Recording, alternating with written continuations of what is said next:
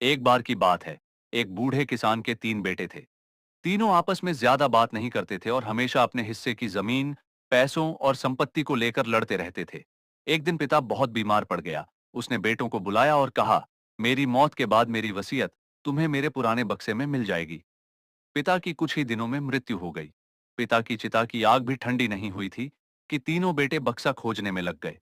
अंत में उन्हें वह पुराना लकड़ी का बक्सा मिला। बक्सा खोला तो अंदर एक चिट्ठी रखी थी। चिट्ठी में लिखा था, मेरे बेटों, जब तुम यह चिट्ठी पढ़ रहे होगे, मैं इस दुनिया में नहीं रहूंगा। मेरी जमीन, मेरा घर और मेरे सारे पैसे तुम तीनों आपस में बांट लेना, जैसे तुम रोज लड़ते हो।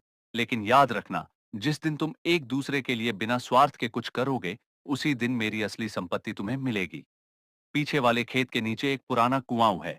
उसमें एक संदूक है, लेकिन वह संदूक सिर्फ तभी खुलेगा जब तुम तीनों मिलकर उसे निकालोगे। बेटों को यह बात अजीब लगी, पर लालच के कारण वे तीनों साथ गए।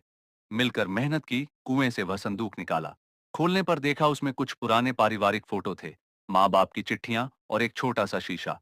संदूक में एक और चिट्ठी रखी थी, मेरी असली दौलत यह है, यादें, परिवार और एकता।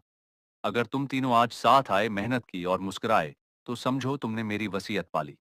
पैसों से सिर्फ जमीन मिलती है बेटा, लेकिन साथ से जज्बात मिलते हैं। जो इस शीशे में खुद को देख रहा है वो समझे, असली खजाना खुद इंसान की सोच और रिश्ते हैं। तीनों बेटों की आंखों से आंसू बह निकले। उन्हें आज अपने पिता की असली सीख समझ आई थी। मकान बांटा जा सकता है, लेकिन घर नहीं।